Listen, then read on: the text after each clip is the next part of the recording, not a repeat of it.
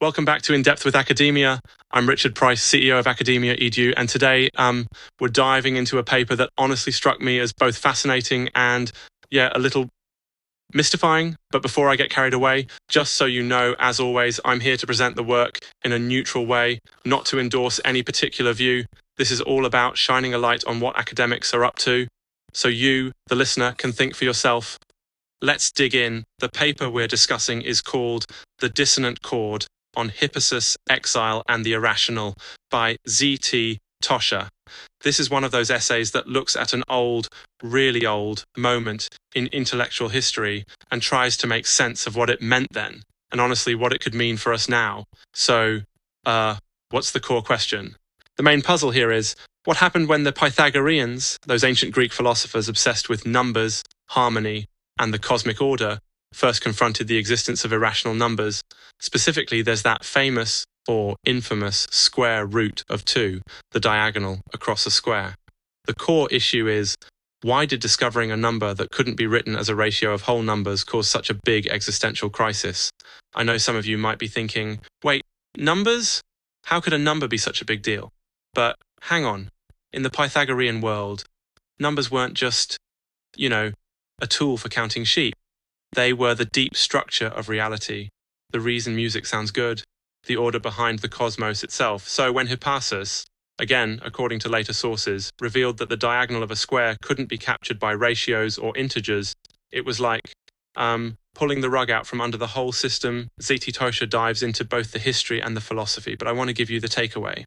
Hippasus's discovery apparently wasn't just a math problem. According to the essay, it was this metaphorical and, well, maybe even a spiritual wound. It forced the Pythagoreans and later philosophers like Plato to realize there was an irreducible mystery at the heart of reality, a shape that couldn't be fully measured, a truth that wasn't totally knowable.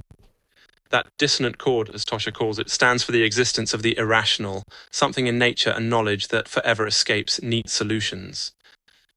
So, let's talk specifics. What does Tosha actually find or argue? First, the essay suggests that Hippasus's exile, he was supposedly drowned for revealing this truth, is a kind of symbol, a way of showing how every time we find out the world is messier than we thought, we get a little existential jolt.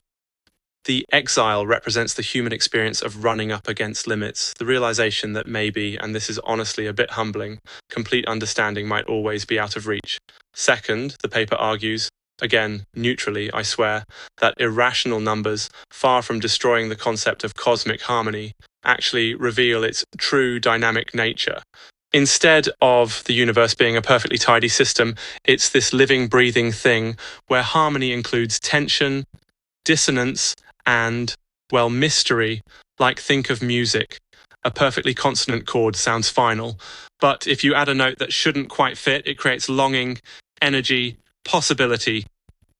Tosha makes the case that the diagonal across a square brings that same kind of richness to mathematics and philosophy. And to touch quickly on method, the essay is less about technical demonstration and more, honestly, about rereading and reinterpreting the story of Hippasus and the Pythagoreans. There's a lot of weaving together of philosophical ideas, historical anecdotes, and even a bit of, dare I say, poetic musing on what it means to bump into the incommensurable, that which doesn't fit. Now, a quick digression, bear with me. Sometimes when I read stuff like this, I think of those puzzles where you're sure you're missing just one last piece, but even when you finish, the picture doesn't look quite right. I used to have this weird cardboard puzzle of a duck when I was a kid, and the head never sat quite right. Anyway, I don't know. Maybe that's totally irrelevant here, but the sense of not fitting that sticks with me sometimes getting back on track. Why does this matter to you? Well, it's not just about ancient math. The big implication, if you buy Tosha's line, is that every time you run into a problem that won't resolve, a piece of life that doesn't make sense, it might not be a malfunction. Maybe it's part of the cosmos's hidden logic. Maybe, like Hippasus, we're all exiles from some older certainty, learning to live with the mystery, the questions that only deepen as we look closer. And just so I don't mislead you, these are interpretations, right? Not absolute truths. Academic work like this is not about giving unquestionable answers. It's an invitation to think, reflect, maybe even challenge what you've heard.